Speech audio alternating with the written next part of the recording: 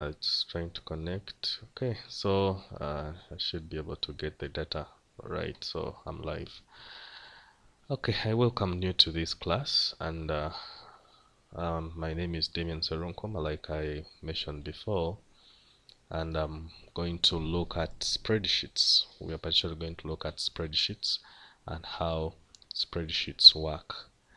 So what we are going to particularly look at is simply learning how to format a spreadsheet file. We are interested in getting a better view. We are presented with such data that is meant to calculate an employee's earning and the allowances allocated.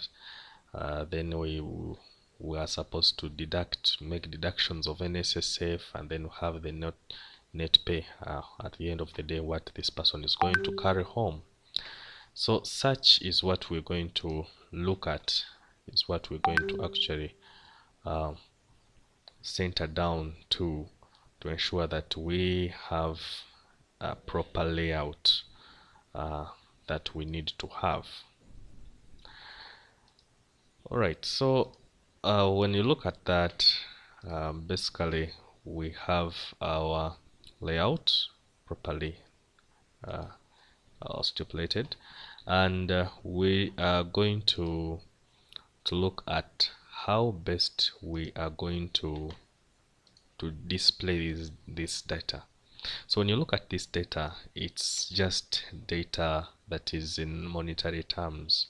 It is data based on money. It's money. Okay, so I want to customize this money so that it appears like real money. We want to actually separate it with in terms of thousands. Okay, so that they have separators every after 3 digits. Let's start with the first one and we'll see how it's done. Right, so I'm highlighting. To highlight, all you need to do is to click at the first option and then click and hold down the left mouse button, then move it downwards so that it encloses everything that you want to enclose. And then we need always to click at this at the home tab, and then we locate the cells. Okay, this the option of cells. We want to format these cells. So if you're using Microsoft packages of Microsoft Office 2007, 2010, 13, 16, 19, you realize that this the tabs, they are always like that, and you'll have the home tab there, then you have the file.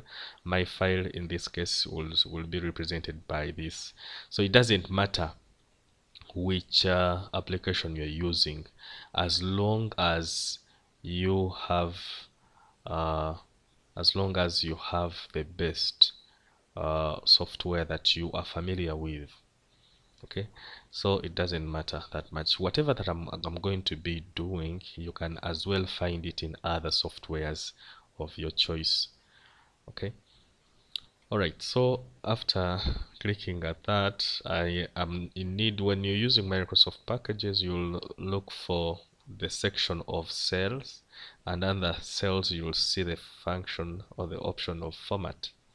So select that and then select cells. We are interested in formatting cells. Okay, so your case, you'll be able to locate something like format cells. Once you click at format cells, you'll be presented with this dialog box. This dialog box helps you to get a proper formatting of your choice, the formatting that you need to have. Okay, so it doesn't matter how you do it. It is just a matter of doing it the right way, and then you realize that, oh, things are working out well.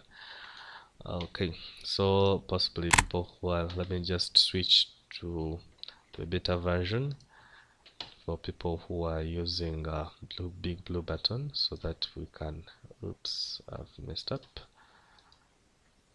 Okay, so for people who are using big blue button, we just need to have a clear view, the entire view of the screen. Okay, because sometimes I might talk of something and we actually do not see what we are looking at. So I need to share the entire screen so that we are not cut down by the, we want to see the dialog boxes too. You are currently the only person in this conference. All right, so let me share that as the entire screen. All right, and then click OK.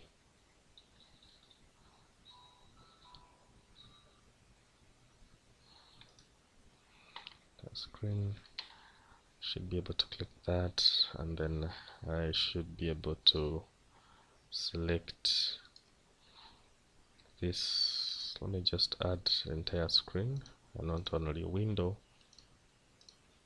but I just want to share the entire screen.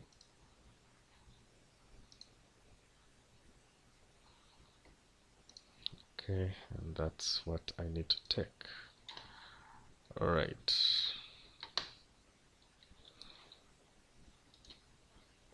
so you should be able to see this that I'm having, and now all we need to do is to check on the, we just need to have a display of this nature, and you are going to have what we shall have as the numbers, and then we have the alignments, we have the font, we have the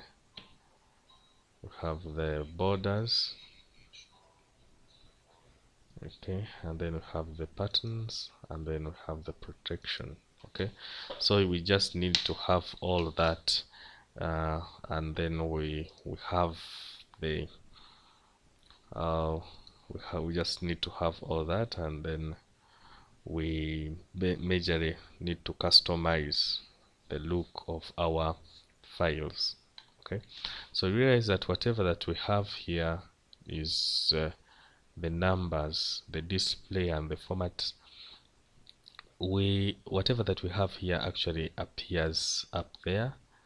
It appears on top. Okay, and then we have the alignments. Normally we talk of the alignments, and the alignments are in this section up there.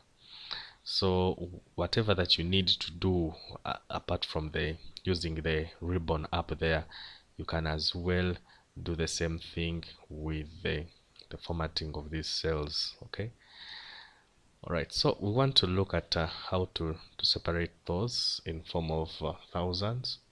So what we shall do is to select a line number. We want to work with the number. We can have the general, but we want to particularly work with number, which is currency, because we want to display currency. So we shall select currency, and we shall be in need of selecting which kind of currency do we need. Shall we need zeros, decimal places? Sometimes you might have two decimal places, and once you have two decimal places, it means that the display is going to add on we are going to have a sample, and apart from the figure, the actual figure, we shall have .00. We don't want to use this .00, so the best way to do it is to narrow down, to reduce the decimals under the currency, reduce the decimals to 0, so that we are remaining with only the actual figure that we shall need. The sample shows the dollar sign. Okay, sometimes you might be not using dollars in your particular country, like Uganda. We don't use dollars that much. We want to display our data in form of UG shillings. Okay, so if at all you have Microsoft, you should be able to go to the symbol and change that symbol to UGX. Okay, the software that I'm using kind of doesn't have UGX, and I doubt whether it can even allow me to customize it. Okay, so I don't think I have UGX here, but with Microsoft I've tested it. Microsoft has UGX. All you need to do is to scroll and then locate UGX, then you should be able to click at that UGX to indicate that yes, I'm utilizing or I'm using Ugandan shillings. Okay, but if you're using yens, you're using pounds, you should be able to access all those symbols there, okay, in that collection. So simply select at what you need and then it will be attached there. So I'm selecting none, so that's why I basically have nothing there. And then which kind of numbers do you need? Do you need negative? You just need to click at which number you need. Okay, after doing that you only need to click at OK, and you realize that now the figure is basically formatted so that we have these figures separated by commas every after three characters. Okay, this gives us room, a better display, to have the figures with the proper reading easily read. You can easily read this data. So same thing can happen to the rest of this data. So what you need to do is to simply highlight everything. Do the same thing. Click at Home tab, select under the section of cells, select Format. Alternatively, there is Plan B. Alternatively, all you need to do is to right click and then select Format Cells. You are going to get the same dialog box that will pop up. It will always be the same dialog box. So all you need to do is to simply click at the number, the currency that you need to work with, and then we don't want this, so we select none, so that we remain with nothing, and then we select the number that we need, and then we reduce this to 0. If you want, I repeat, if you want UGX, simply check out that and then scroll until you get UGX. That way you will be able to add Ugandan shilling. But like I said, my software doesn't have that, but Microsoft has. If at all you are using Microsoft Word 2000, Excel 2013, 2016, 7, you should be able to have that. So all I need to do is to do that and then select the type of numbers that I need to work with and then click OK, so that yes, it takes the format that I need to have. Otherwise, if you don't do that, normally you always be wondering whether I'm doing the right thing or not. Okay, so am I reading the right figure, or I'm messing up with the figures that I need to have? So always you need to have that to have the display taken in with in the right way. All right, then we need also to look at how do we work with the titles. Okay, these would be the titles. So all you need to do is to highlight these titles, and we want to give it, so click, hold, and then move your mouse to the right to highlight or to enclose your selection as the titles. And still you're working with the Home tab. On the Home tab we have this bucket, what we call the fill color. The fill color is supposed to give us the background. So whenever you're working with text, whenever you're working with graphics, you need to always put it in mind that your contrast, your use of colors need to have a proper contrast. Take for example, my text here is black, So if I select some color next to black, my text is going to a little disappear. Okay, so if I need to select that and select purely black, my text disappears. So if I need black as my background, ensure that your foreground or your text, your font color is using a contrasting color like white, so that everything has to be pushed out pretty nicely. Otherwise, if you don't do that, your colors kind of disappear and you cannot trace which format you've used, okay, which text you've written. So ensure that you can do that. For color, you can change colors there. If you're using Microsoft, you'll have additional options. Please select which option you will. If you want more colors, more colors will be there for you. So I'm selecting let me select green. Green can still contrast with white, and then I also need to work with the borders, but still you can highlight and right click and then select format cells. You're looking at how to format. So if you need the borders and the backgrounds and all that, all you need to do is to go to the borders will be there. You can select, okay, maybe the styling, I need a double color, a double line, and I need I just want the outermost. Okay, I don't want those splitters, I just need the outermost. I don't want this inner, just need that one. Okay, to have that. And then I just need the bottom, I don't want the one on top. So top disappears, and then left also disappears, and right disappears, so that I'm remaining with only one. Okay, right. So which colors would you love to select? The 9 colors. Let us select possibly black, and how thick possibly. Let's see.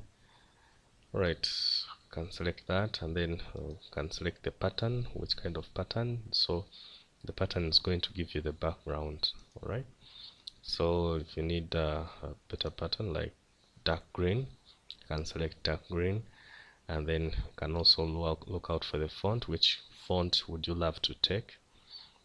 Okay, maybe I want to use Tahoma, and then I want it to be bold and little size 11. Okay, which color is it? Which color would you love to use? I would love to use possibly white. Okay, and then you can go for the alignment. Horizontally, where do you want to align your text? Okay, it's possible to align my text in the center and the bottom vertically. Okay, it's going to be aligned at the bottom. All right, so you can say I want it in the center, but vertically I want it to be still be in the center. All right, so and then you click, all right, I want to click OK. So it will arrange itself according to this, to the settings that you've entered into your system. Let's change it now and we see the look. So right click and select format cells, and then let me just increase this, and we see the alignment. So you realize that horizontally it's aligned in the center, and then vertically is also aligned in the center. But when I highlight again, so you realize that these are the same options up here. Okay, so format cells, and then I just want it to flash with the bottom. So vertically let it be at the bottom, but still in the center. Click OK, and it will flash with the bottom line. So that way you'll be able to format this, no matter how hard it might look, you'll get along. And okay, let's also format this. Okay, let's give it a thicker color, and then the text, we need the text to be white, and then this one, still we are looking at that. and then we shall look at Tahoma. Let's look at uh, Times New Roman, and then okay, we don't want it to be bold. Let the bold go off. Yeah, and then can make it alright, kind of like that. You can reduce the size a little, okay, so that it, and then the background, we like kind of lighten up the background so that we have something like that, right? So it gives us a proper layout to enable us know how our data is going to be appearing on a page. Then the rest of this, I think we can give it another format. Okay, you can work with the page layouts. There's page layout there, which will help you to identify the borders of your page, how you would love your page to be. Currently, I'm in the orientation of the landscape, but if I take it to portrait, that means you realize that it's going to be able to chop off my page at this level. Okay, so if you want, you can as well select and then change this to a landscape so that it encloses everything. Okay, and when you're about to print, you simply click on, if you're using Microsoft, you'll be able to click at file there. So my file, I'm using that, and then select print preview. When you select print preview, this is the way a document will be appearing. So you realize that it's on a standard page, but if I selected a different orientation, let's check this portrait, and I select portrait, you realize that it's cutting off some content. Alright, let's see whether we can fix this, and I make sure that the page appears on one full page, no matter whether I'm using portrait or landscape. That means I have to work with margins, and okay, let's go to margins. So how would you love to extend your margin? All right, so realize still we are missing out on some content there. Okay, so this is just to help us to shift these margins. Okay, normal view. So I have all my data selected, and all I need to do is to go to page layout, and then a print area, select the print area, then set print area. Okay, so when you select print area, you realize that this border is going to shift. So select the print area, so the print area will be that I've selected. Okay, that's my print area. Set print area, and I simply select that. It will be the print area. You realize that the border, we have dotted borders at the bottom, and it encloses everything up to there. So no matter whether I am swapping from which orientation to which orientation, still when I print preview, my print area will be that. Okay, so let me clear print area. Oops, so let me do that up to that level. Then I clear print area, go to print area. When I click a print area, still my dotted lines will kind of disappear. So that means I have to be in a specific portrait, landscape, but I'm in portrait, and I set print area. So this time you realize that the dots are there. Now if at all I'm to make a printout, okay, print preview. So the print preview will help us to know whether we have data that has been chopped off or not. Okay, so the best option is as long as you have data that cuts across on different lines, make sure that you select a landscape to be able to enclose the whole page. Otherwise, if you don't do that, sometimes you might get your data off at one point or another. Then you can as well change it to page setup. Okay, one can change on page setup and print preview, and then you can select which orientations you would love to use there. Okay, then if you've chosen to use this, we can scale to 100 normal. Then we can also fit to one page.